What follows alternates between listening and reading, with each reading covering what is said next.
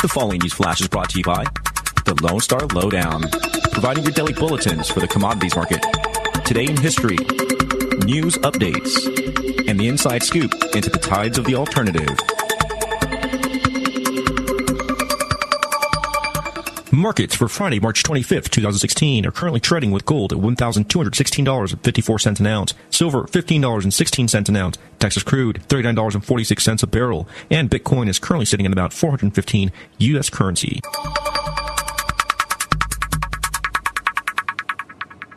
Today in history, the year 31 CE, the first Pascha, or Feast of First Fruits, known today as Easter because of Romanization, took place according to the calendar maker Dionysius Exiguus, best known as the inventor of Anno Domini, the designation for the era after Christ. Feast of First Fruits, third day after Passover, when Jesus Christ resurrected from the dead. Today in history.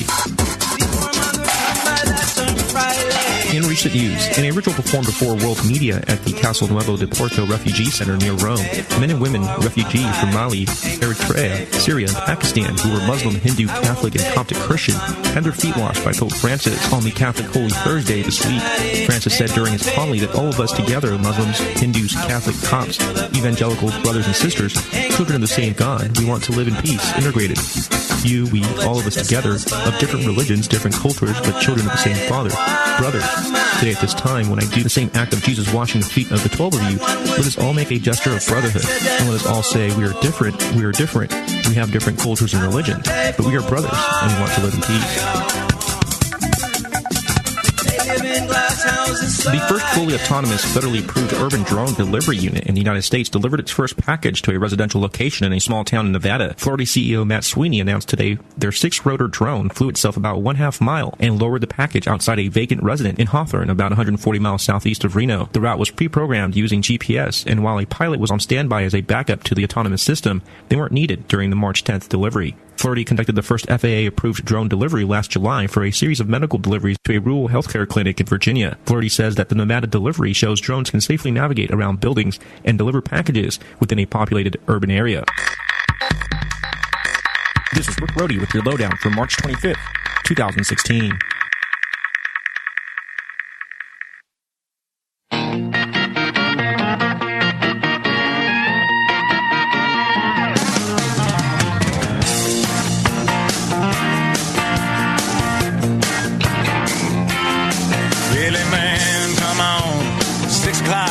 Say somebody been shot, somebody's been abused, somebody blew up a building, somebody stole a car, somebody got away, somebody didn't get too far, yeah, they didn't get too far. Grandpappy told my pappy back in my day, son, a man had to answer for the wicked that he done. Take all the rope in Texas, find a tall oak tree, round up all of them bad boys, hang them high in the street. For all the people to see. That justice is the one thing you should always find. You gotta saddle up your boys, you gotta draw a hard line. When the gunsmoke settles, we'll sing a victory tune, and we'll all meet back at the local saloon. We'll raise up our glasses against evil forces, singing whiskey for my men, beer for my horses. All right, folks, good evening. This is the Monday Night Rule of Law radio show with your host, Eddie Craig, and my special guest tonight, Randy Kelton. We have an issue I want to talk about tonight, and that issue is whether or not municipal judges are acting judicially when they're handling cases that involve ordinances. Now, I gave Randy some required reading for this discussion tonight, and I don't know how far he got through it. I guess we'll find out as he tries to haggle with me over these premises I've got going on here in my head. But let's consider the basic background of what an ordinance is and what it isn't. An ordinance is created by the municipality or the county. Okay, it's not created by the legislature. For that reason alone, it is not binding public law, because under Article 3, Section 1 of the Texas Constitution, the legislative power is invested solely in the two houses of the Texas legislature. At no point in time whatsoever did we ever delegate any lawmaking power to counties or municipalities. Now, we know that counties and municipalities attempt to use their ordinances as if they are public law, but that would be a violation of the Texas Constitution, both the Bill of Rights and the separation of powers. Counties and municipalities are only acting governmentally when they are directly acting as agents of the state under state law and authority. Ordinances do not qualify as state law and state law authority. They just don't. So when you go in, go ahead, Randy. Let me distinguish, let me make sure I've got this right in my head. The legislature has authorized municipal judges in certain instances to enforce state law. To preside over cases involving state law. Class C fine only. But only in those instances are they authorized to act as judges concerning the general public. Otherwise, they're essentially an administrator for a corporate rule. Correct. And here is where our problems begin with that separation. Because consider what the Code of Criminal Procedure requires for a complaint. The Code of Criminal Procedure specifically requires that a complaint make the allegation that there is a violation of a law of this state.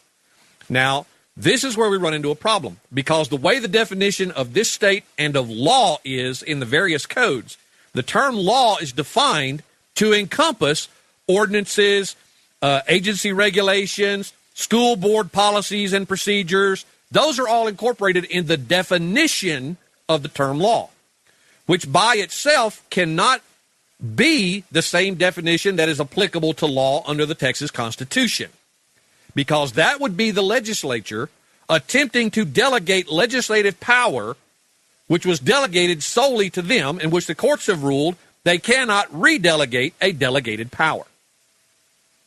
So the complaint does not, in and of itself, state a violation of a law of this state unless we're dealing only with the definition of law and not an actual law, which then calls into question the adjudication of any case in a municipal court where the allegation is that you've violated some law.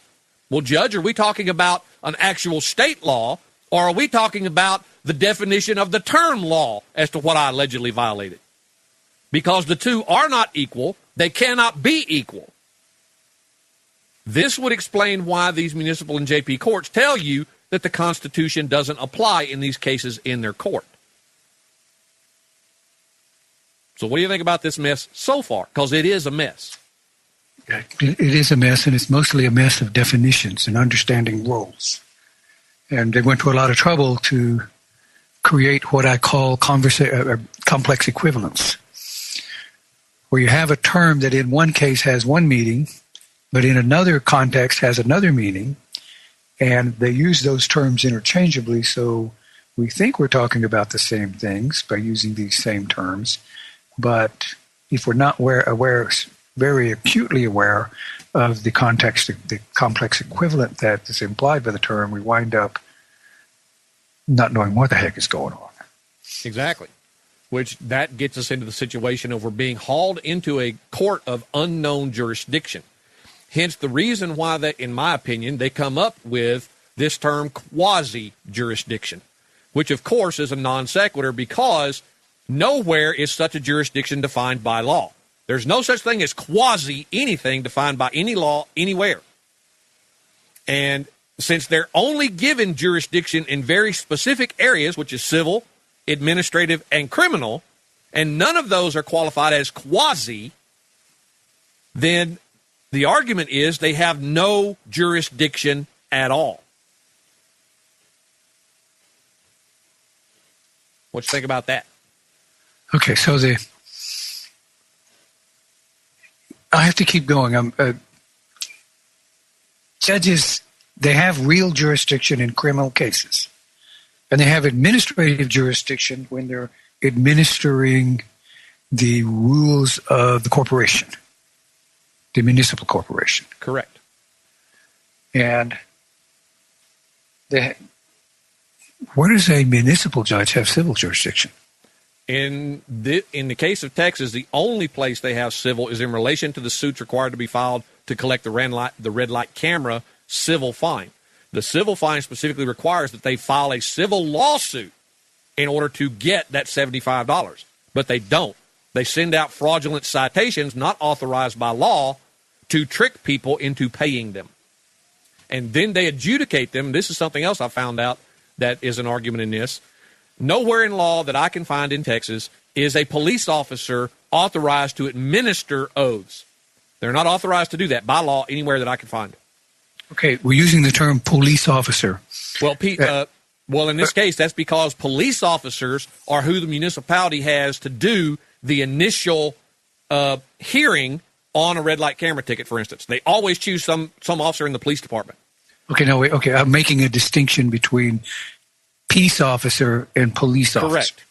But in the statute, under the Transportation Code, if it were valid, but in the statute dealing with red light cameras, they are specifically required by statute to appoint a hearing officer who is authorized to administer oaths under state law.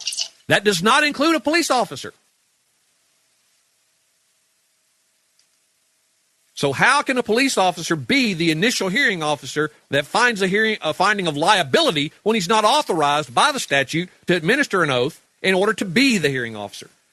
And see, this again goes to the acting judicially part.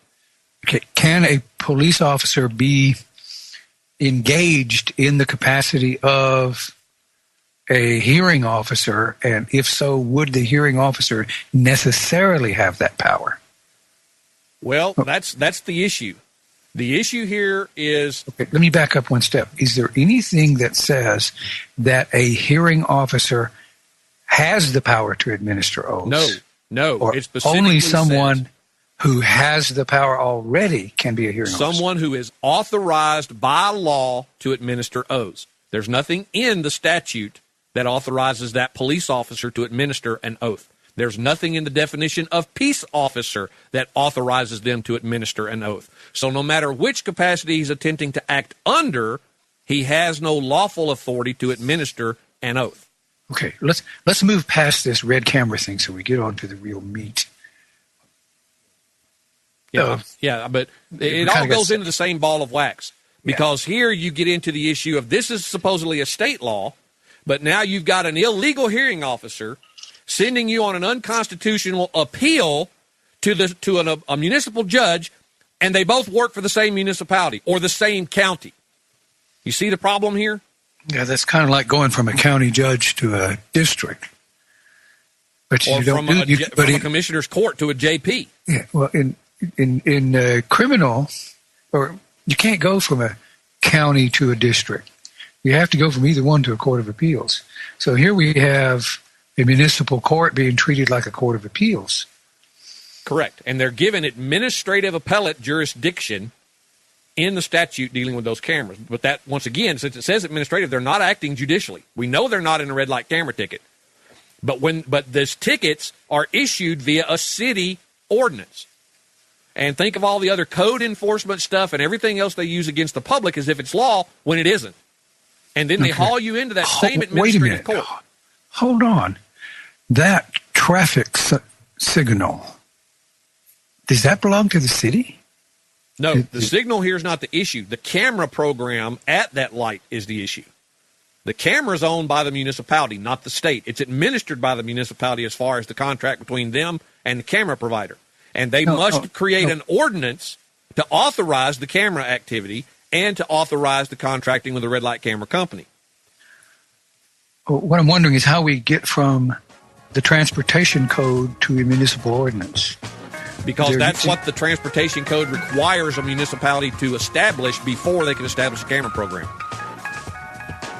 Okay, I'm not up to speed enough on that part to tell. Yeah, but it's all leading us into the same issue on the judicial side of things, and that's what I really want to get into when we get back. So if you'll hang on, folks, we'll be right back after this break.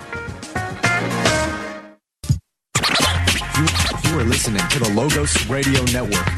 LogosRadioNetwork.com.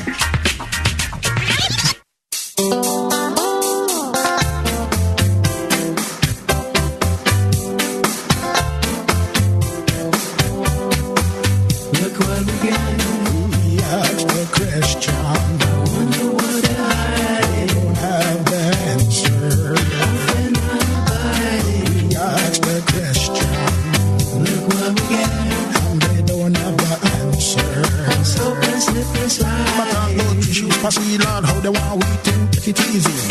Them attack we do politically and them getting mad and angry.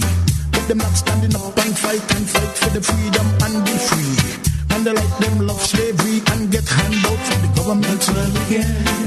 Yeah, the Christian. Wonder what they're hiding. Don't have the answer. The Christian. All right, folks, we are back. This is Rule of Law Radio with your host, Eddie Craig, and my special guest tonight, Randy Kelton. All right, Randy, what were you trying to get to here before the break interrupted us?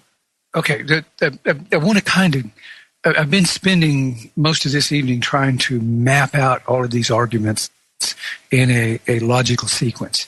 Now, we have a municipal corporation here who the legislature, for apparently administrative convenience, have delegated a certain amount of judicial authority. And the Constitution authorizes them to create courts as they need it. Okay. And then they authorize them to write city ordinances. Yes, but nowhere in the Constitution is an ordinance ever referred to as a public law or a law of any kind. And the provision under Article 11, Section 5 says very clearly that no power can be established in a municipal charter that would violate the Texas Constitution. So that would include lawmaking power. But they did authorize municipal courts to enforce certain state laws, like yes, transportation. Anything under Class C fine-only jurisdiction. Okay. That's where we're at. Now I'm going to try to map this out so I can keep all this in context. Okay. From there, what's the issue with the municipal court enforcing the transportation code? There's no specific issue with them enforcing the transportation code properly. But the issue here, as far as them acting judicially, is what the real problem is. Okay, wait a minute. Here, in reading the codes, I have an issue here. I just read on the air this child and subject matter jurisdiction I put together for Scott on Addison, Texas. And the way I read the code, the sheriff can appoint 5 officers in the county to be certified to enforce the transportation code. Those officers can be municipal officers so long as the municipality meets certain very specific, strict requirements. Addison, Texas did not meet those. It looks like these specific requirements for who can have a police officer or a peace officer authorized to act in the capacity of a police officer is extremely limited.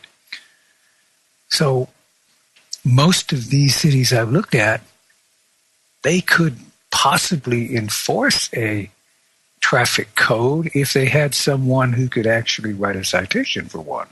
But as I understand, if a county police officer writes a citation, then that citation will be handled by the local justice of the peace, not the municipality. So how do we get police officers in municipalities? Well, again, the only way to do that would be through the provisions of the administrative code, but they also have authorized it through some changes in the Code of Criminal Procedure under Chapter 14, for instance. But here again, still is where we run into a problem. Wait a minute. Wait, Chapter 14 doesn't go to transportation code. Chapter 14 talks about how an officer may issue a citation in lieu of making an arrest without a warrant. Yeah, but and it specifically talks about citations relating to the transportation code in Chapter 14. That's interesting. I don't remember that. Okay, but my point here again, this is not to do with the transportation code per se. The only reason I brought up the transportation code is the red light camera issue, where they must create an ordinance in order to implement it. But it leads into the issue of them using ordinances of any kind against the public as law and then trying them in a municipal court as if they're acting judicially. Because the problem becomes this when they attempt to act judicially. The Code of Criminal Procedure, they don't follow. We know this. They will admit that they only have to follow parts of it. They will admit that United States Supreme Court and Texas Supreme Court rulings have no authority over that court. Now, I don't know how they get there, but they say it. But the problem here comes in that when they aren't required to play by the rules that we have to follow, and we're not told what rules they are playing by, this becomes a very one-sided game because we don't know which ones are required to follow and which ones they don't. But one of the things they do is file a criminal complaint. But the requirements of that criminal complaint must be a violation of a state law that's stated in the complaint. If an ordinance is not a state law by constitutional prohibition, then the complaint cannot be proper in the case of an ordinance allegation, because there's no state law violation involved. So how then can the court be acting judicially and use a criminal complaint to gain jurisdiction when a criminal complaint is specifically limited to violations of state law? Okay, I'm taking it. Are you still referring to the red light camera? No, any ordinance, whether it be code enforcement, the dog catcher, you name it. Ordinances. Okay, so we're not talking specifically transportation. No. We're talking any ordinance, and these people acting as if they're acting judicially. And the reason this premise came to mind was this. We have these courts all over Texas, especially the municipal courts, that refuse to follow the rules of procedure, any rules of procedure that doesn't suit them. How do we hold them accountable? Well, the only way we're going to be able to hold them accountable is to sue them, which we can't do if they're defined as acting judicially, right? They have immunity if they're acting judicially. But if they're not, we can sue the living dog crap out of them and take their house. Okay. Yes, anytime we can get it. I have a situation now where I think a judge gave a grand jury legal advice, and if I can get the foreman to feed me the judge, then I get to sue the judge because he's not acting judicially when he's giving advice to a grand jury. But okay, so I'm trying to figure out what the context of what we're addressing here is. We're specifically addressing municipal courts enforcing city ordinances as if they were state law. Correct. Okay. And then forging criminal complaints to make it appear as if it's an actual law and that they're actually acting in a state of authorized capacity when they're not. Because remember, if the state only gave them governmental authority in relation to Class C fine onlys, okay, as public law, then they are falsifying government documents when they file a criminal complaint alleging an ordinance violation, even if the legislature authorized it, because the legislature can't authorize an ordinance to be treated as if it was enacted by them. Okay, so how specifically do we address that? Challenge subject matter jurisdiction? Well, that's the issue. That's what I want to talk about. How do we address that? What can we use it to do?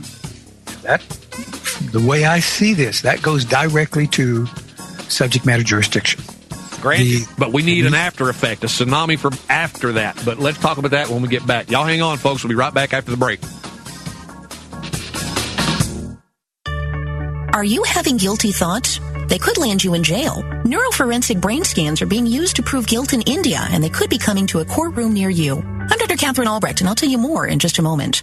Your search engine is watching you, recording all your searches and creating a massive database of your personal information. That's creepy, but it doesn't have to be that way. Startpage.com is the world's most private search engine. Startpage doesn't store your IP address, make a record of your searches, or use tracking cookies, and they're third-party certified. If you don't like Big Brother spying on you, start over with Startpage. Great search results and total privacy. Startpage.com, the world's most private search engine. If you're charged with murder in India, you could confess without saying a word. Their courts use brainwave technology to read defendants' minds and place them at the scene of the crime. The accused is fitted with a wired cap hooked to an EEG machine. Investigators then read statements about the crime and document the defendant's brain response. They claim the system is foolproof since it measures electrical activity sparked by knowledge in the brain. While the U.S. does not yet allow brainwave evidence, experts predict it's just a matter of time. Defense attorneys are petitioning for its use in American courts to exonerate convicted criminals. I'm Dr. Catherine Albrecht. More news and information at CatherineAlbrecht.com.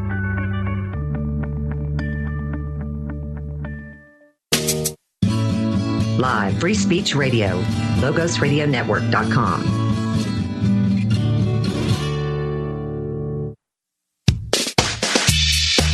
Yeah, I got a warrant, and I'm gonna serve them to the head government, them, prosecute them.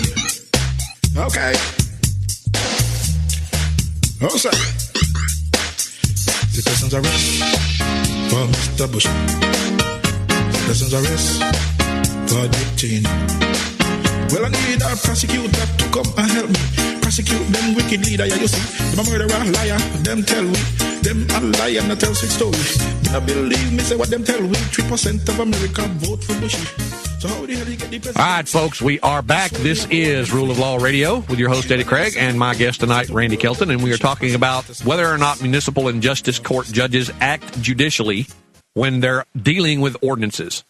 Randy, you were having some extra thoughts about this. Yeah, I was thinking about, you said, how do we go after them? I'm thinking we go after them on a challenge to subject matter jurisdiction, but they're immediately going to come back and say, well, we statutorily have jurisdiction over Class C misdemeanors.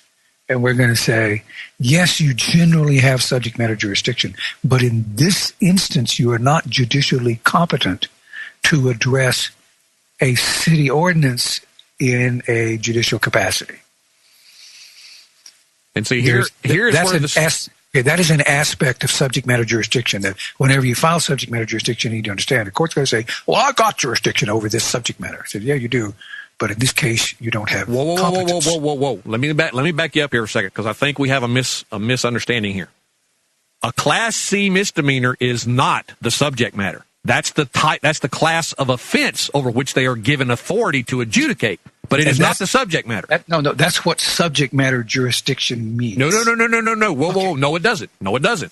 The subject matter is what is classified in law as the subject to which the offense applies.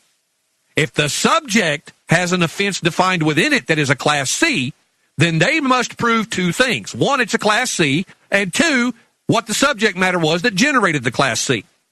And they're not proving the second one at all. They never prove the subject matter. They only prove the class of offense or asserted. You have a definition for subject matter that I'm not sure of what that definition is. Okay, the definition is the one established by the Constitution for the legislature to create law in the first place. Every bill must state the subject to which that bill relates in order to be a valid law. That's right in the Texas Constitution. Therefore, subject matter is what the legislature created by defining the caption of the bill and setting forth the statutes under it. Okay? That's the subject matter. In this case, if we were talking about it, would be the transportation code. Transportation is the subject matter. That's what's defined in that code. Therefore, for any municipal court to have jurisdiction of any offense in that code, they must first prove the applicability to the code by proving transportation. Then and only then can they get to the class of offense beneath it to say, okay, it was transportation and it's a Class C. Therefore, I have jurisdiction. Okay, we're not in disagreement then. It's just a matter of how I'm stating this. The municipal court can have subject matter jurisdiction over certain state laws, certain crimes that are Class C misdemeanors. They can have general subject matter jurisdiction over that. But in this particular case, where the municipality may call a violation of an ordinance a Class C misdemeanor, they would not have legal competence as a municipal judge to address that judicially. Right, but it also leads to another caveat here, Randy, and that is the city commissioners or the city council creating something and defining it as a crime. I'm trying to distinguish here. When you go after subject matter jurisdiction, this is one of the arguments the court and the other side makes. The court says, I have subject matter jurisdiction over Class C misdemeanors. And we're going to say, yeah, you do, but you don't have legal competence to treat a city ordinance as if it was a Class C misdemeanor. Nor do you have legal authority to define it as such. Right. And so that gets to competence, where they have general subject matter jurisdiction over what they're calling this. What you're bringing in under your general subject matter jurisdiction doesn't apply. You don't have the legal competence to do that. And I bring this up because this is exactly an argument I ran into in one of my challenges to subject matter jurisdictions. Okay, enough being pedantic over that minor point. Yeah. Okay. So a judge can hear a state transportation code or other Class C misdemeanor. A municipal judge can in a judicial capacity. But anything else he adjudicates for the city, he does so in an administrative capacity. He would have to. Very important distinction, because a judge has immunity when he acts in a judicial capacity, not when he acts in an administrative capacity. Ding, ding, ding. We have a winner. What kind of Cupid doll would you like? The long hair or the short hair? That's exactly right. That is exactly my point. The lack of immunity when they're not acting judicially. So this would be a great thing to take on, because it's been my experiences that judges really, really hate to be sued.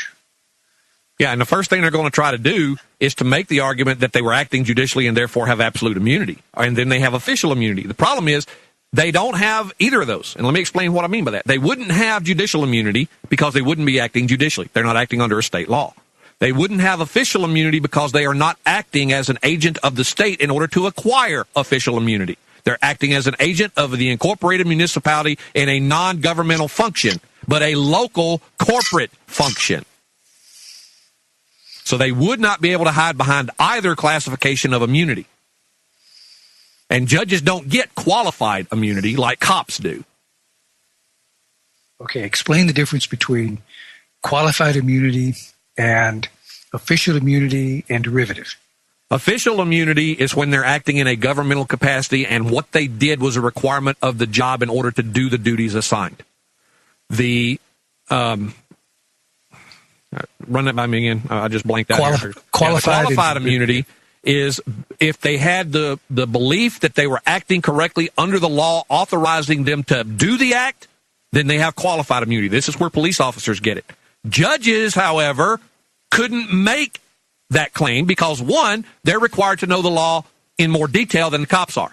The reason the cops have this idiotic, judicially created qualified immunity is because they're idiots. They don't know the law. But because they were enforcing it in their capacity as a police officer or a peace officer, then they have to be given immunity to cover their butt. The judge can't make that claim. Wait a minute. That's in conflict with the Screws Doctrine. Well, of course it is. But the Supreme Court's the one that gave it to them. Federal Supreme or state? Federal. The federal Supreme Court's the one that made the decision that cops get qualified immunity. As long as they believe that they were acting properly under the information at hand and the laws relevant to the subject, then they're immune. Okay. Then, we probably could do a show on that subject because it's not necessarily in conflict with Screws. Where there is a case that appears to give them authority to act in a certain way, if they act in a way that's in variance with that case, then under the Screws Doctrine, they would still be liable. Like the sheriff and two deputies who acted under their authority to arrest this guy after they had been drinking in a bar, and they beat him to death on the courthouse steps. And while they were acting within their legal capacity, beating him to death on the courthouse steps exceeded that legal capacity, so they stepped outside. Yeah. All right, folks. Hang on. Yeah, we're going to take another break here, and then we'll be back to get back into this. And I don't know how long we're going to go, so please be patient because this is going to take a little bit of mind-boggling to work out. So give us an opportunity, and we'll be right back after this break, so y'all hang on.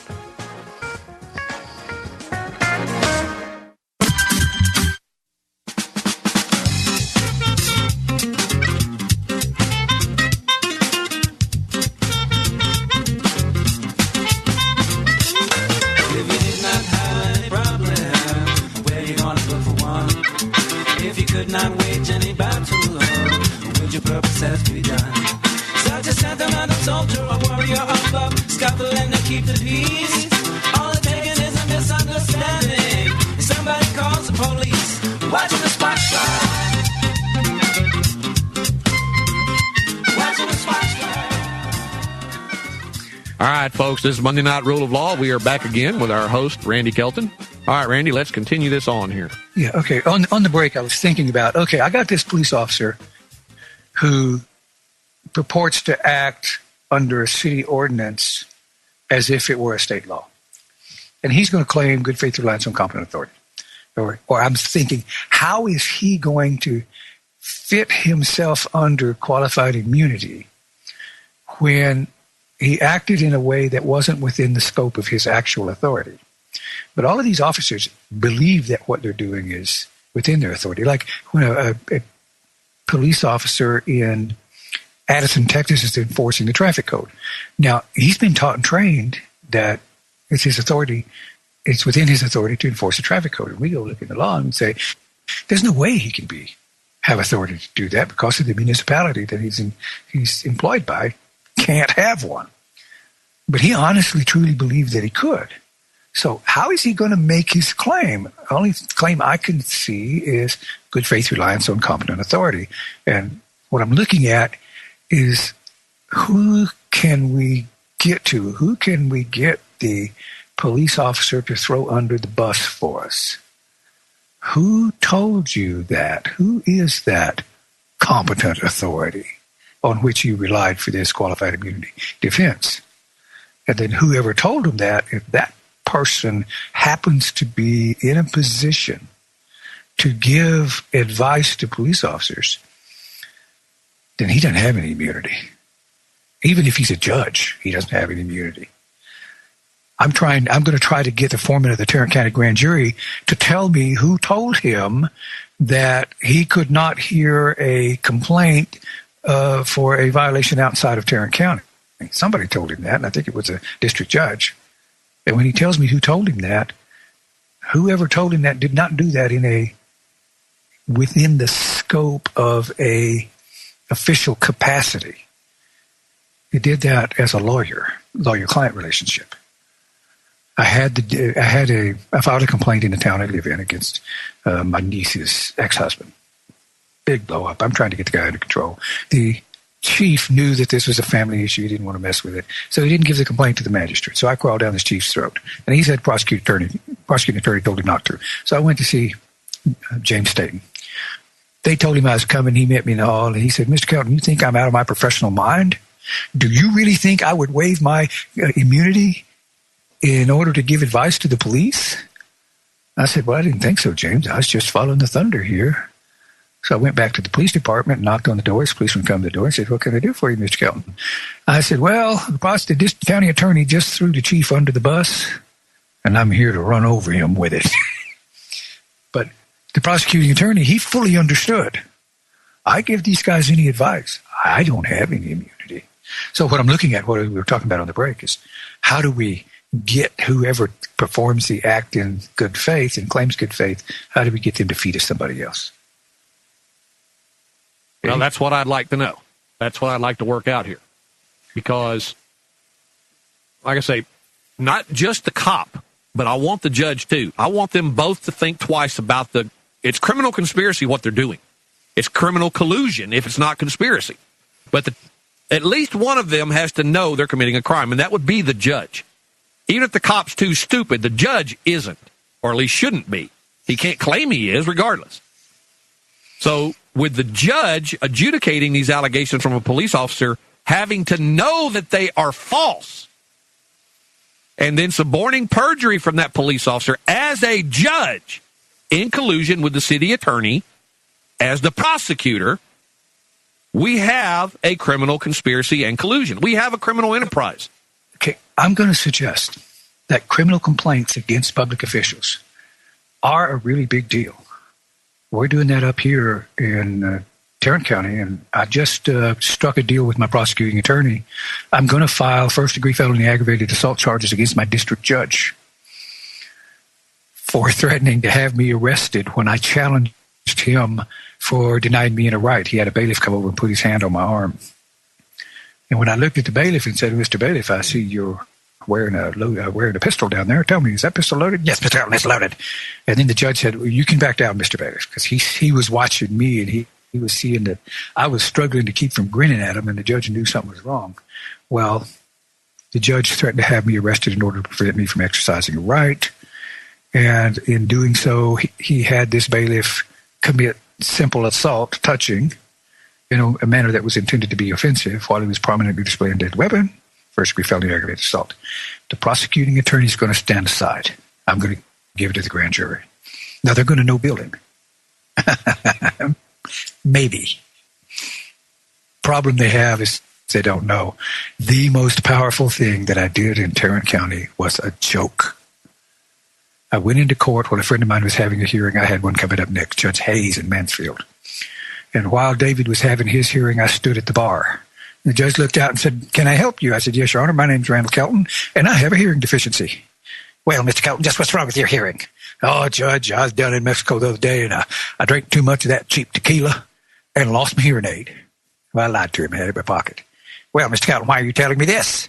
"Well, Judge, do you have accommodation for the hearing impaired?" "No, Mr. Kelton, I do not." "You got a sound system here. Will you turn it up?" "No, I will not." "Well, then will you speak up?" And he did. Told the bailiff if I didn't sound, "Shut up," he just threw me out of the courtroom. So when I finished my hearing, I got up, walked to the bar, pointed at the bailiff, "You, come with me." We get outside, and the bailiff says, "Well, what can I do for you, Mr. Kelton?" "I need you to arrest the judge." "Well, why would I arrest the judge?" "Class A misdemeanor, official oppression, criminal violation 3903 Penal Code, in that he failed to perform a duty he is required to perform, and in the process denied me the full free access to her enjoyment of rights." "Well, Mr. Kelton, what right did he deny you in?" "He denied me in my right to accommodation under the Americans with Disabilities Act." And the bailiff said, "Well, Mr. Kelton, why didn't you tell the judge about the Americans with Disabilities Act?" "Heck, if I'd have done that, he might have turned the sound up." The bailiff stood there a minute, and then this grin started across his face. "Well, you set him up." I said, "Yeah, he was a sucker for that, wasn't he? Now I'm going to take him to the grand jury and see what they think about it." After that, every time either David or myself would go into a court in Tarrant County, the way they treated us was dramatically different. It scared the crapola out of them because we had already filed against one judge with the grand jury, and they knew that could happen. This terrifies them. So we might look at, especially municipal judges. Eddie, you remember Ken Magnuson? Yeah. His brother was a municipal judge, and he said that the Judicial Conduct Commission, they never discipline county or district judges. These are lawyer judges. The municipal judges and JPs are considered inferior court judges because they don't have to be lawyers. He said they only discipline JPs and municipal judges just to make it look like they're actually doing something. And he's right. They do. So he, as a municipal judge, was terrified of the Judicial Conduct Commission. So we really need to complain against him at every opportunity. I have converted the Judicial Conduct Complaint form into a fill-in-the-blank form. I have one for bar grievance and judicial conduct complaints. Anybody going into court should have 2 or 3 of those printed out and lay them on the desk while they're adjudicating their case. So every time the judge says something you don't like, you take out one of those and start filling it out. And maybe a few criminal affidavits. I fill out criminal affidavits in front of them all the time, and it makes them crazy. So with this I'm kind not of sure argument, we can blame the affidavits on that, but still. Well, we can file them. You know, the idea of talking about these issues, if the officer says that he's acting in good faith reliance, wonderful. And who are you relying on, Bubba? Who told you that? Was it this lawyer over here? Oh, yeah. That gets a malpractice suit. Or, depending on the nature of it, could well be criminal if what they're doing denies you in a right. Okay. We'll go back to your... I think I kind of got off your subject. Only while you were talking. Only while I'm talking. Well, I tend to be pretty good at going off on tangents. But I was looking at, how do we use these issues we're ferreting out to the greatest effect? Well, anyway, that's what I want to do, is find the best way to set fire to their little kingdom and watch it all burn to the ground around them. I'm up here in Wise County, and I'm in Tarrant. We're having some serious results hammering these guys, especially with grand juries. This is Eddie Craig, his traffic show. Call-in number 512-646-1984. I hijacked his...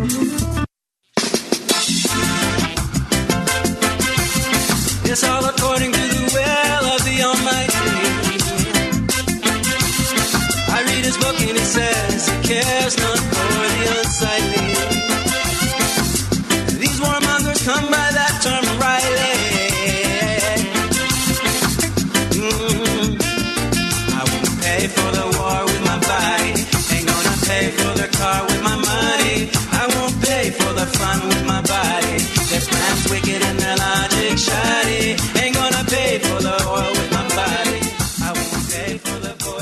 All right, folks, good evening. This is Rule of Law Radio with my special guest, Randy Kelton. And we are talking about these municipal judges and getting them to act properly, which they won't do, and whether or not they're acting judicially when they won't act properly, and how we go after them. Just FYI, the caller board is open. 512-646-1984 is the call-in number. All right, Randy, any other suggestions that we could use for this while we're waiting on some callers to get up, hopefully with some good ideas and some suggestions of their own? Well, these are some nice arguments. And one of the things I find with municipal judges and prosecutors, they're not the sharpest knives in the drawer. No, but they certainly are arrogant. Yeah, and that makes it even better. Because I have this rule, never ask a public official to do anything you actually want him to do. Because you never ask him to do anything unless the law specifically requires him to do so. And then when he doesn't, you get to beat him up. And this is how we beat him up. One thing I know is that municipal judges are afraid of the State Commission on Judicial Conduct. Now, county and district judges aren't, but municipal judges are. So that should get a judicial conduct complaint every time they move. Even if the State Commission on Judicial Conduct doesn't go after these guys, it's going to raise the bond rating. And I have someone else I want to get on the air, Jay Goodfriend. And what he does is when he files a bar grievance or judicial conduct complaint is he sends the complaint to the state insurance commissioner. And he sends one to Lloyd's of London. His rationale is Lloyd's of London underwrites everyone who underwrites these judges' bonds. And the state commissioner of insurance is the one who administers the bonds for the state. So it's not about getting them judicially disciplined, because that almost never happens. It's about raising the bond rating. You get the bond rating high enough in their history. So that's one thing. And then bar grievances, of course, against these prosecutors. These prosecutors, they get out of law school, and most of these guys thought they were mascots for the beer companies. And they didn't exactly graduate at the top of their class. But they got this $100,000 to $180,000 student loan, depending on how much the parents threw in. And so they got a big nut to crack. But they don't get picked up by a law firm, and they have no idea how to practice law. So they go to work for the municipality, make chump change where they don't have to practice law. All they do is make deals. When you start grieving them, they can't do anything else. They can't practice law on the side anymore because they can't get malpractice insurance. We can't hurt them as much legally as we can financially. And bar grievances and judicial conduct complaints work. And we are finding that criminal complaints really get these guys high-stepping. Okay, I'm going to shut up now. We've got 3 callers, and I'm going to let Eddie. All righty. Okay, let's see who we can get up on the board here. We have Oliver in Tennessee. Oliver, what do you got? Oh, I moved. Oliver, let's try this again. Hello? Yeah, go ahead. How you doing, Eddie? I wanted to call and tell you thank you for all your insight about your program. I didn't really have time to go over it and, put everything to work. But through my time of listening to the radio and everything, I've been going to court, and I've been getting a lot of things throughout. I just got a big case that's being thrown out, and I'm trying to see how to go about it, because a friend of mine got stopped. She was following me home. She got stopped. I didn't see where she was at. I doubled back to check up on her. They had her pulled over in the parking lot. I pulled in the parking lot. I got out the car, and I'm sitting there waiting for her to be released. The cop approached me, telling me that she told them that I'm her ride and they need to see my ID and all that. So I was like, no, that's not happening. And they were like, well, it's a lawful order and all this blah, blah, blah. So I called 911, told them that I wanted a sergeant and the captain down there or lieutenant. Eddie, I like this guy. Yeah. I told them that I wanted a sergeant and the captain down there immediately to get these officers away from me, because they had no business around me. So then the officer said, well, I'm going to run your name, and if you got a suspended license, I'm taking you to jail, because that's the only reason you could be doing this or this and that. I'm like, no, because you have no business, talking to me about anything. I'm watching you do your job. So I asked him for his name and badge number during that incident. He didn't want to. During the tape, I have a speech impediment, and it was cold, and I was really trying to be polite because I'm not listening to you. I've taken that advice of trying to be polite, and that I'm more of I want my rights and you ain't gonna do nothing to them type of person. But I tried to keep my cool, and I was stuttering, and he was making fun of that. When the charges and everything got there, they put me in handcuffs. Said that I was under arrest because the NCIC came back, my license was suspended, and the sergeant and captain decided to. Well, I wasn't arrested yet for the driver's suspended. They arrested me for calling 911. They arrested me for calling 911. Then afterwards, the sergeant, the cop who stopped the young lady that was following me home, decided, well, since they arrested him for that, I'm going to throw in the suspended license too.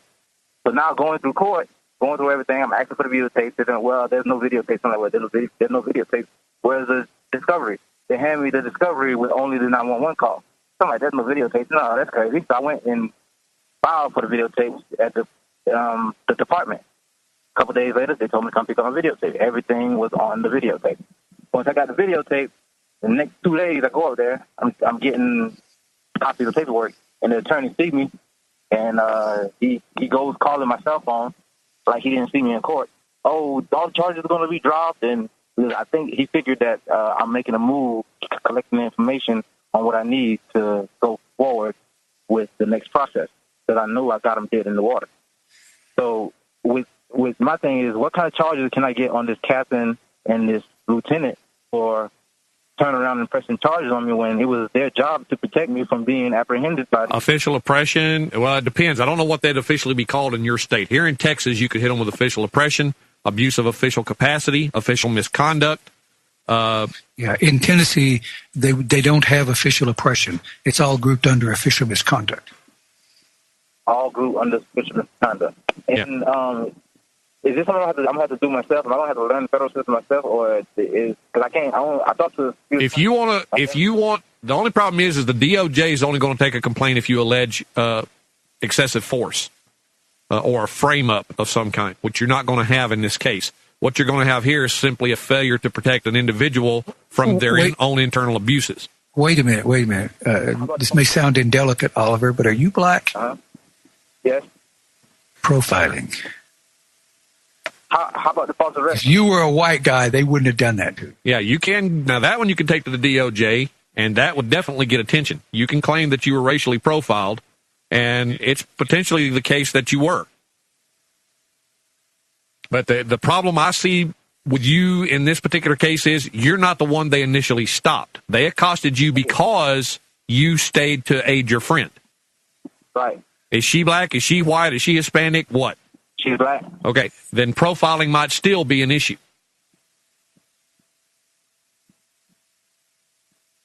Yeah, the fact that they lacked probable cause from the beginning goes to trespass ab initio. So they put the cuffs on you before they knew their...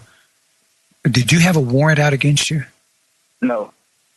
Oh, so... My driver's license was not even suspended. It wasn't? No, it's valid. Oh, then that's false imprisonment.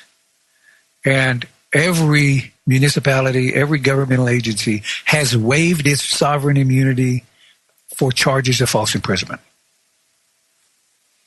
Well, what does that mean? Well, you're standing over here minding your own business. Right.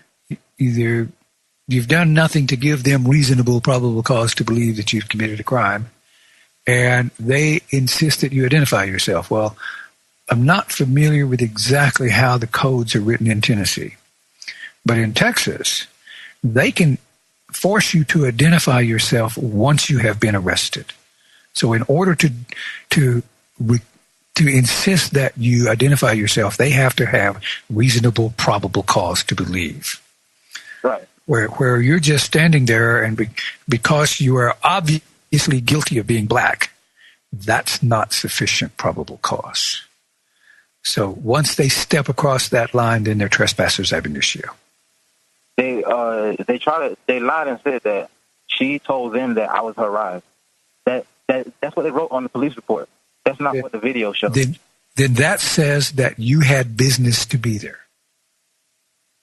So you weren't just somebody hanging around or loitering. You had a reason to be there, and they knew that you had a reason to be there. This is false imprisonment. And there is no immunity for false imprisonment. Okay. And is that so? Out of that whole scenario, okay. Here's what you do first. My vehicle after they arrested me.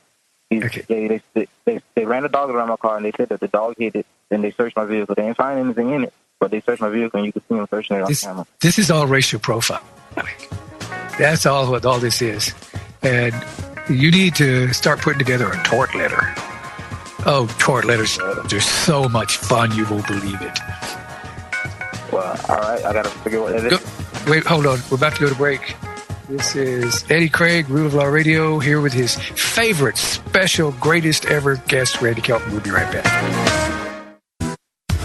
This is the Logos Radio Network.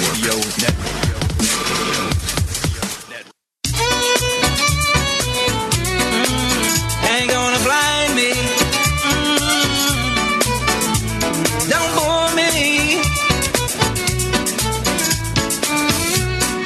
Well, ain't gonna fool me with that same old trick again. I was blindsided, but now I can see your plan. You put the fear in my pockets, took money from my hand. Ain't gonna fool me with that same old trick again. All right, folks, we are back, and we are talking to Oliver in Tennessee. All right, Oliver, continue on, please. Okay, Oliver, I'm going to suggest you write a tort letter. You said you got Eddie's traffic seminar. Did you also get jurisdictionary? No, I just paid for the one that was $250. Okay, you might look at jurisdictionary. You get done with jurisdictionary, you will wipe the floor with these guys. They have screwed up so bad. And I'll be able to do this by myself if I go through the jurisdictionary program? As far as the jurisdictionary is for civil lawsuits, so yeah, it'll teach you everything you need to know about going through a civil suit. The only thing you have to do is learn that it doesn't deal with specifically as suing government officials, which is what you would be doing. Mm-hmm. But that's just a little bit of extra side study. But how to file the lawsuit and maintain it, that's in there, and that you need to know. And most of this stuff they don't teach lawyers in law school. They don't learn this till they get out. This is actually how they teach lawyers how to argue legal issues. I believe you, because like you said, I'm a black man, and when I go to court with some Jordan socks and with a sweatpants and suit, and when they see me, they run like rats. Now, so many cases, I can't believe it. Like, they see me and just disappear. Like I'm like, what is going on? I had a guy come to one of my seminars once, and I had jerked him around in Williamson County. And I was in a suit, and I never told him who I was. I was demanding and obnoxious. And he said, have you ever walked into a room and clicked the lights on and watched the cockroaches scatter? So that's what it looked like. Yeah, exactly. You'll get the pleasure of seeing the public official chicken dance. Do they know exactly what's going on? Oh. Well, the thing about it is the reason, in my opinion, that they give you such a wide berth is because you're their worst nightmare in a couple of ways. One, you're an informed black man. Two, you're an informed black man that won't back down from their BS and will cause them more trouble than they consider having because of it. Therefore, they avoid you. Yeah, they know something that they realize you're beginning to understand. Yeah, the place where most folks, white, black, doesn't matter, screw up is when they go in there with an attitude and no knowledge and information. Attitude is good if you can pair it up with those, but it sucks when it's all you've got. Right. Exactly. And once you've done your homework a little, you'll realize that when you walk into a courthouse, you are the baddest motor scooter in the building. And there's only one reason you're the baddest motor scooter in the building. It's because you're nobody. You're not a judge. You're not a lawyer. You're not a bailiff or a clerk. They're all public servants. So it was designed for us. You are the master. It's supposed to be designed for us. Right. You're the master. They're the servants. And they realize when they can look at your face and they know that you know. And they understand. They're fully aware. You're the baddest motor scooter around. You're the one that knows how to kick their behinds. And there's not anything they can do to you. When you start taking the fight to them, now you poison their well. Now they come back and say anything to you. When I start filing complaints, if I get somebody, judge or a bailiff to say, oh, man, you got to be careful. You can get in a lot of trouble. Tampering of the witness, obstruction of justice, both of them felonies. Say, go ahead, threaten me again, Bubba. We see how this works out for you. So you really do have the power if you just kind of learn a few of the tools, and there's not a lot. To get jurisdictionary, man, it will be way worth it. You'll get these cops to where they see your license plate, and they'll do like they do Scott Richardson. They'll follow you a little bit, run your plates, and then pull out around you and get the heck out of here. Okay. Let me give you another scenario. I'll call you back on the other one because I won't take too much of your time. But I was, my house recently burned. A friend of mine was helping me clean up everything. I'm the one who called you last time about the city bothering me about that burnt house. When I went into the city hall and I had a meeting with him, and I told him about the act that you explained to me, and I explained myself. I sat there very calmly. He took off a rant like a baby, like a big baby. I'm sitting like, I didn't believe this. I'm like, I thought you was a city official. Like, you wanted to go to war? I'm just sitting here. I'm like, listen, you say you have procedures. I have procedures also. If you follow through with anything further, I'm gonna let you get away with what you have so far by coming on my property illegally. But if you follow anything further, I'm gonna press I'm gonna press charges on your seat and his seat. They have not bothered me ever since. They haven't even come down the street again. Good. Those are the kinds of things I love to hear. The codes lady came down here and was like telling me thanks because they've been running her around ragged for years. And they said that now she comes in the office, they disappear because they've been harassing her, trying to make me do stuff, and I wouldn't do it. And then now she's like, well, I'm not doing anything until you make Oliver do what he needs to do.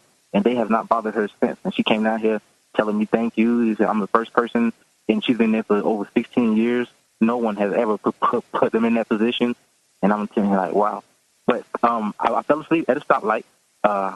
It was late, and the stoplight is very long. It's 2 blocks away from my house.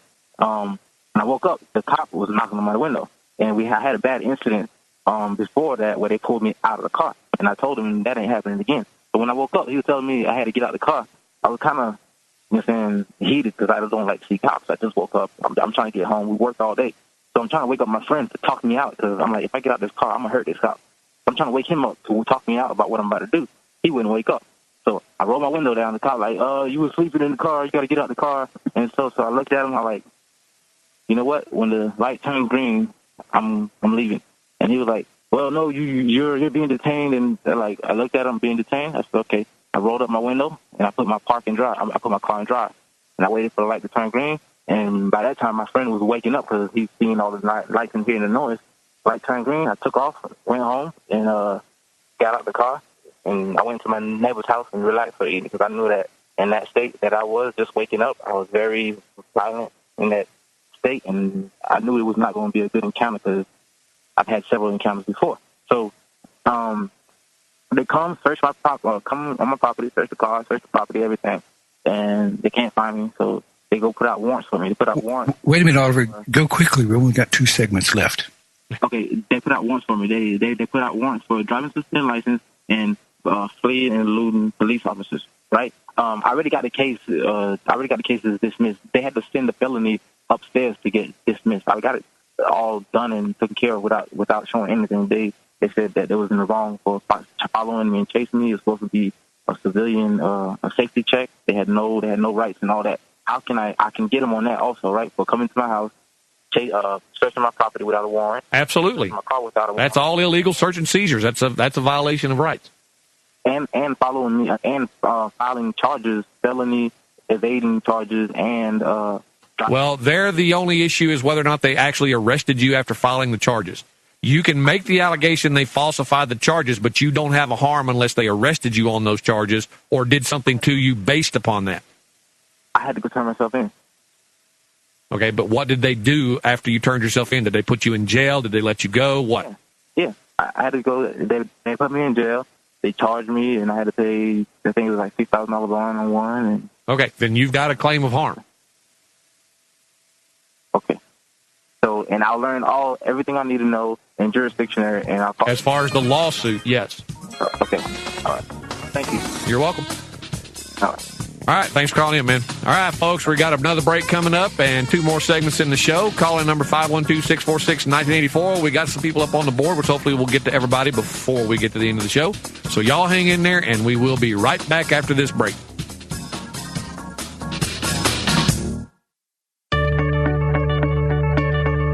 Put down that soda and back away. New research shows drinking 1 sugary soft drink a day dramatically increases men's odds of developing aggressive prostate cancer. I'm Dr. Catherine Albrecht, back with details in a moment.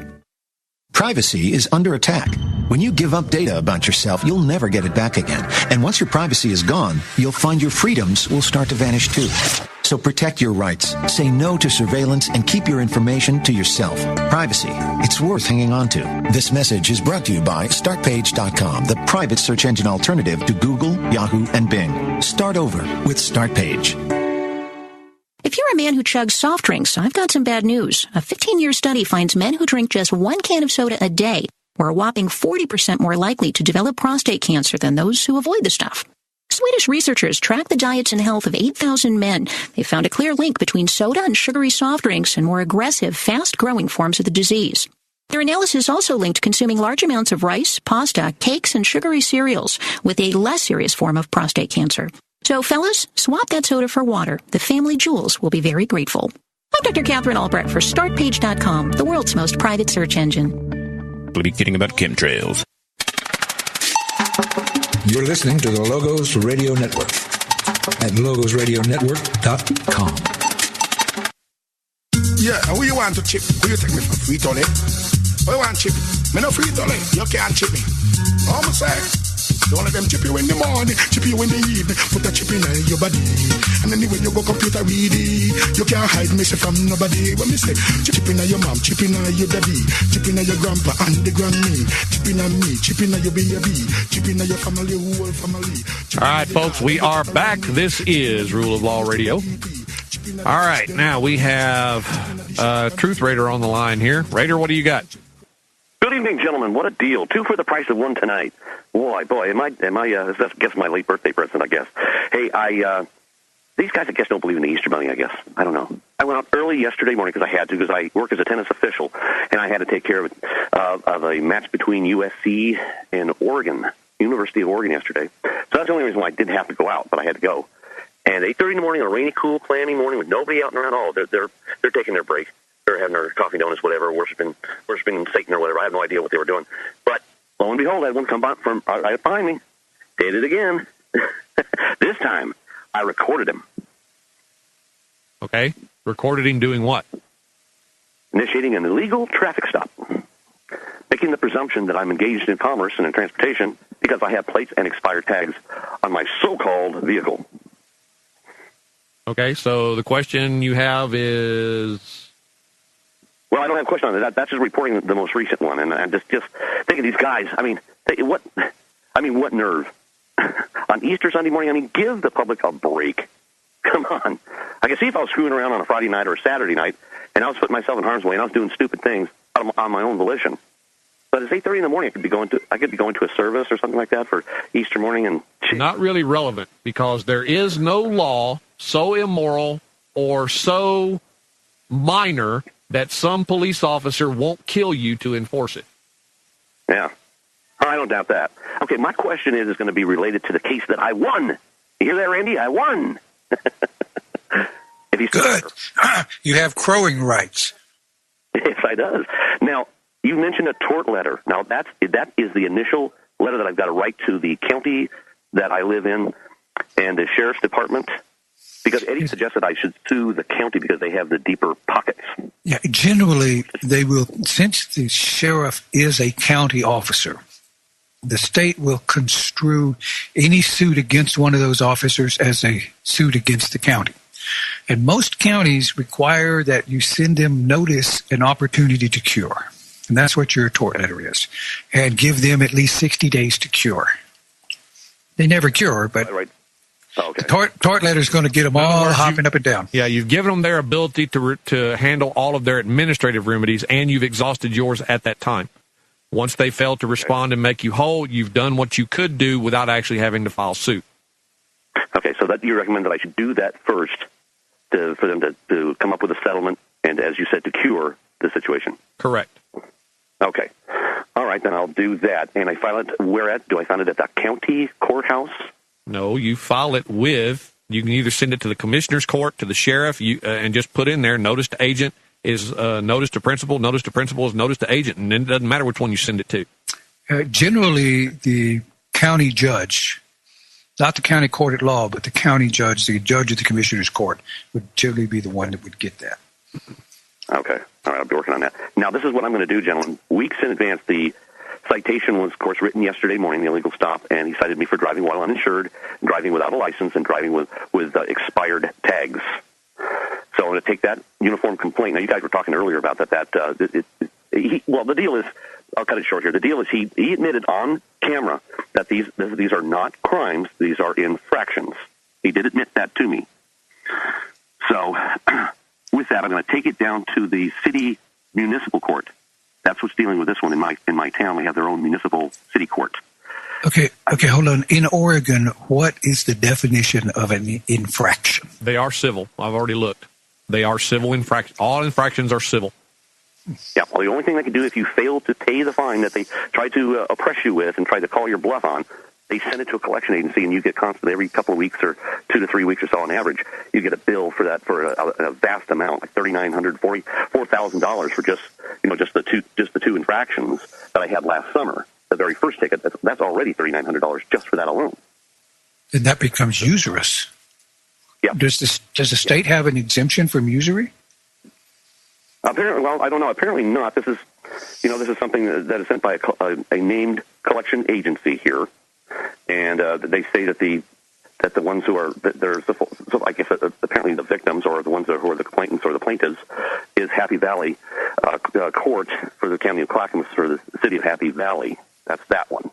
Okay, wait. In Texas, if a collection agency collects for a governmental entity, they're immune. They're not. They don't fall under the consumer protection laws. Is it the same in Oregon? But since these are civil infractions, do these collection agencies fall under the consumer protection laws? I don't think so. I think I would, if I challenged it, I could probably have them go away. If I use the little debt validation letter and qualified written request. Right. Yeah, I'm going to try to battle that right now, but they just keep sending that. But I want to nip this in the bud early, gentlemen. I want to go down there and file that. Eddie sent me an email that had the steps to challenge, and that script is the one that as you said, get them. When you turn on the light, they all run like cockroaches under the refrigerator. That was fun. They didn't show up for the trial date for the very last one I've had with the officer arresting me, so-called for not presenting the photo ID to him on demand.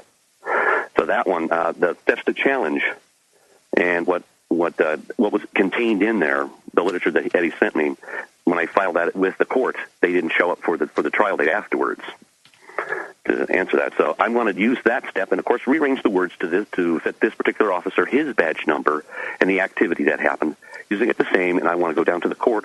I have almost completed. I'm writing it out tonight to make sure everything is correct. All my dots are dotted and my T's are crossed. And I'm going to take it down and file it to the city municipal court well before the court date. Now, is that proper to do? Well, yeah, you can file anything before the date. So why are you asking if it's proper? Well, I just want to make sure that using that steps to challenge that you sent me, is that a good argument to use? Is that a good defense for me to use? The stop itself was illegal. A civil infraction is not a crime. An officer cannot be authorized to seize persons or property for a non-crime, not without a warrant, which he can't get without probable cause, which doesn't exist without a crime. Yeah. Well, what he says on tape is, well, it's a traffic stop. No, it's a civil infraction. Traffic stop or not, it's a civil infraction, making the seizure without a warrant illegal. I'd like to get this officer to call into your show, and you could let him know that. No, you sue his butt, and you let him know that. Yeah, I plan on it. Got to work. I got to get everything done here, right? It's going to take time. Anyway, last question: how much time do I have for this case? Going back to October with this sheriff's deputy that arrested me and put me in false imprisoned me. How much time do I have to get this done?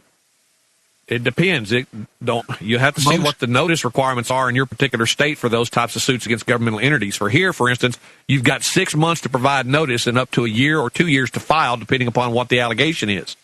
False imprisonment is 1 year. Yeah. And most states I've looked at were 1 year. While they waive their sovereign immunity, they don't give you much time to get after them. Okay, gotcha. Very good. All right, well, this is becoming a little bit more fun as time goes on. I'm learning a little bit more about this and understanding and applying the proper tools that need to win this. So with that note, gentlemen, I'll let you guys go. Get on to the next call before the show ends, and thank you, guys. All right, thanks for calling in, Raider.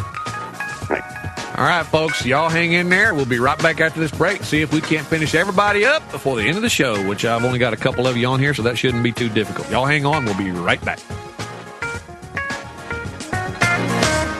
Easy.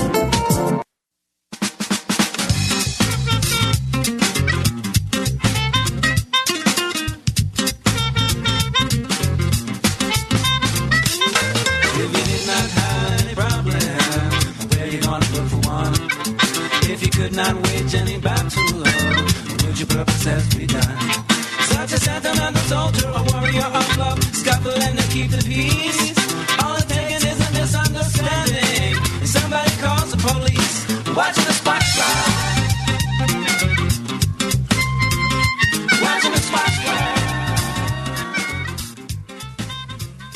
All right, folks, we are back. This is Rule of Law Radio. We are in the last segment of our show, and we've got 2 callers left up on the board. And the first one is Terry in Michigan. All right, Terry, what do you got? Yes, good evening, gentlemen. The judicial immunity that you brought up is interesting. A couple of years ago, a friend of mine, he got a ticket for no plates and no insurance. And the court ended up sending some paperwork stating that he was facing a possible jail and a fine. And he sent back in paperwork challenging to subject matter jurisdiction, not in Commerce or Transportation, and demanding a jury trial. And when he got into court, he stated the same thing.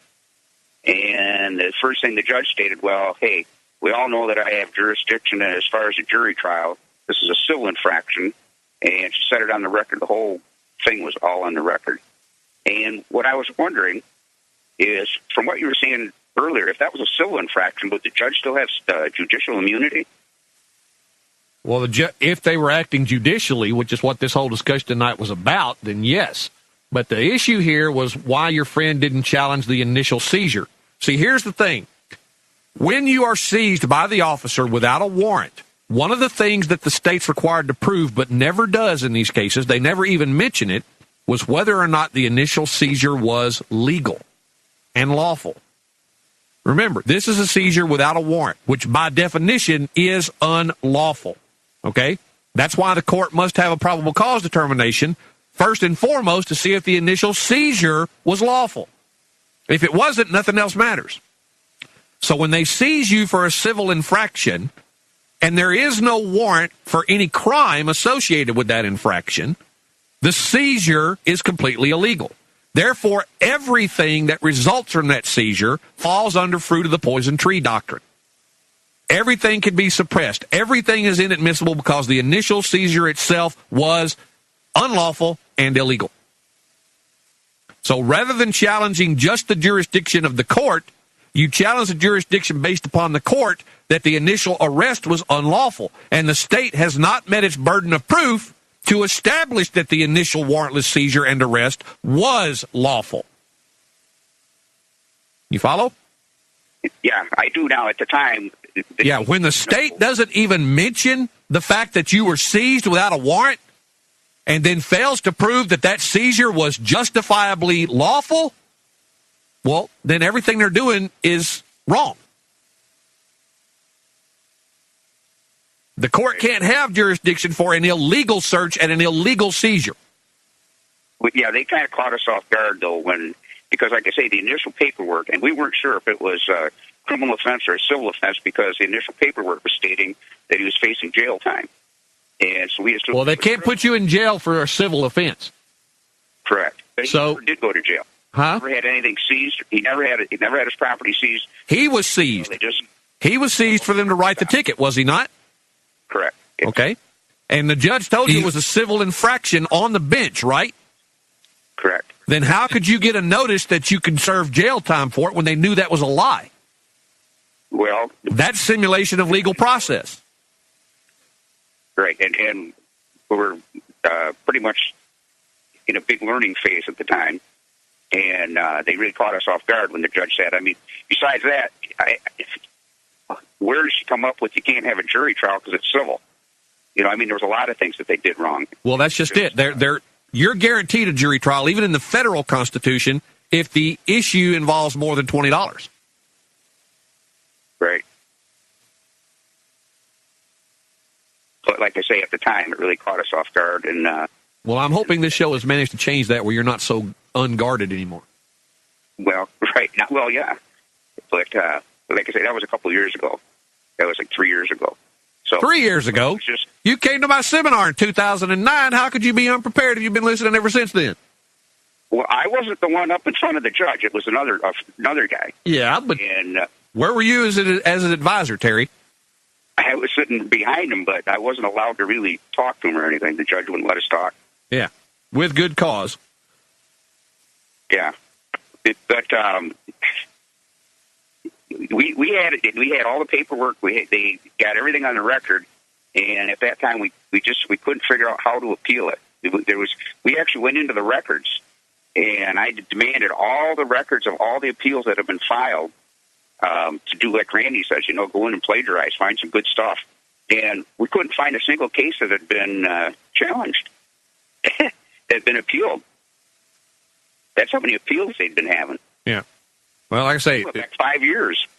Well, the thing is, you can challenge jurisdiction anytime, even years later.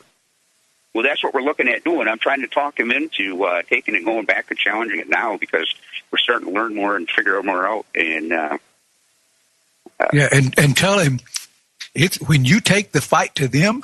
Oh, that's a lot more fun.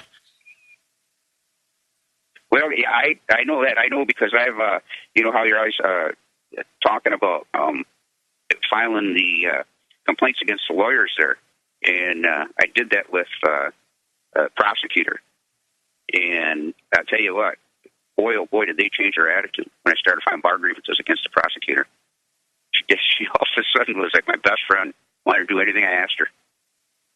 Yeah, well, that's the way it works when you actually show them that you have them over a barrel for a change.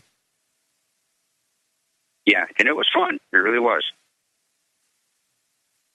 Okay. I appreciate just be careful. There is one big drawback. What's that? It can become way too much fun. Yeah, it's like a drug. It's very addictive. All right, Terry, anything else? Hear both you guys at the same time. No, just like hearing both you guys at the same time. That's a lot of fun, too. All right, well, thanks for calling in, Terry. Appreciate it. All right, you have a good night. All right, now we're going to go to Richard in Louisiana. Richard, what do you got? Yeah, hi, everybody. I want some advice in regard to a City of New Orleans parking violation. Richard, hold on. Back away from your mic a little bit. Your mic is kind of is distorting really bad. How's this? Is it good? Yeah, a lot better. Yeah, okay. I'd like advice on the City of New Orleans parking violation I received on Wednesday, March 3rd, 16th, 2016 at 11:15, 51 a.m., which states the officer below being duly sworn upon oath and deposes and says that in the City of New Orleans, Louisiana, the vehicle described above was observed in violation of the City of New Orleans parking code specified herewith, and a copy of the notice was served upon the vehicle as required by law. And I was charged with Ordinance Code 154.977, no stopping at any time. I am to appear before an administrative hearing, which has a hearing officer, which is appointed by the mayor. So that's where I stand, and I don't want to pay this ticket. Well, again, it's administrative. So where is it state law rather than municipal ordinance? This all goes to what we've been discussing on the show tonight. Yes, sir. Does the fact that, and I don't know if it does or doesn't, that New Orleans has a home charter rule, does that... Doesn't make any difference. Okay. Let me do this. You would go a long, long way to helping yourself if you would go read the post on my blog dealing with ordinances and probable cause. The blog is Tao of Law, it's Dow is how it's pronounced, but TAOOFLAW.wordpress.com. Go there and read the articles I've got posted up there. Learn what an ordinance is and what it isn't. then learn to research your Constitution and your laws so that you can make the argument you need to make. Well, I have 2 weeks to do this, so I'll call you next Monday and let you know how much more confused I am.